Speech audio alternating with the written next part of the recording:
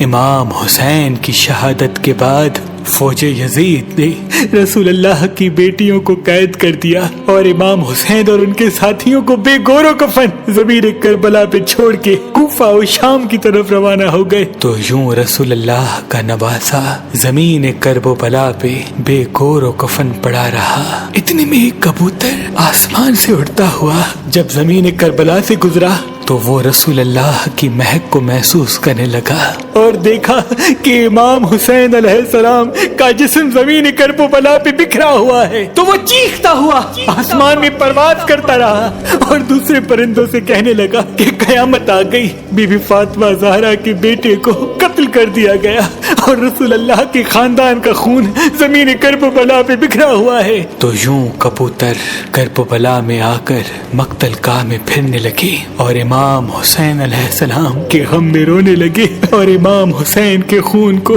اپنے پروں پہ لگانے لگے۔ ان کبوتروں میں سے ایک کبوتر امام حسین کے خون کو اپنے پروں میں لے کے مکے کی طرف روانہ ہوا، دوسرا کبوتر امام حسین کے خون کو لے کے مدینے کی طرف روانہ ہوا، تیسرا کبوتر نجف کی طرف روانہ ہوا۔ تاریخ نے لکھا مدینے سے باہر سیام نام کا ایک یہودی رہتا تھا جس کی بیٹی کو کوڑ کا مرض تھا اور وہ نابینا تھی، اور یہ مرض کسی دوسرے کو نہ لگے اس لیے وہ روز ایک باغ میں اپنی بیٹی کو بند کر کے چلا جاتا تھا اور صبح آ کے اپنی بیٹی سے ملتا تھا۔ بس جیسے ہی اپنی بیٹی کو باغ میں چھوڑ کے واپس جائے اس کی بیٹی ایک درخت کے نیچے آ کے بیٹھ گئی اور اس درخت کے اوپر وہ کبوتر بیٹھا تھا جو امام حسین کا خون لے کے مدینے کی طرف آ رہا تھا۔ بس رات کو اس کبوتر کے پروں سے امام حسین کے خون کی ایک بوند اس نابینا کی ایک آنکھ میں گری، دوسری بوند دوسری آنکھ میں گری اور کچھ بوندیں اس کے چہرے پہ لگی۔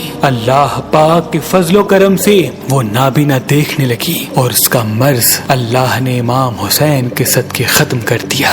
بس جیسے ہی صبح اس کا بابا آئے تو وہ باغ میں ادھر ادھر دیکھے، پوچھنے لگے کہ میری بیٹی کہاں ہے۔ اتنے میں اس کی بیٹی آ کے کہنے لگی اے میرے بابا دیکھو میری آنکھیں صحیح ہو گئی، میرا جسم صحیح ہو گیا، میری بیماری ختم ہو گئی۔ اس کے بابا نے پوچھا یہ کیسے ہوا؟ اس کی بیٹی رو کے کہنے لگی بابا جس درخت کے نیچے میں سو رہی تھی اس کے اوپر ایک کبوتر بیٹھا تھا جو پوری رات روتا رہا اور اس کا خون میرے جسم پہ گرتا رہا۔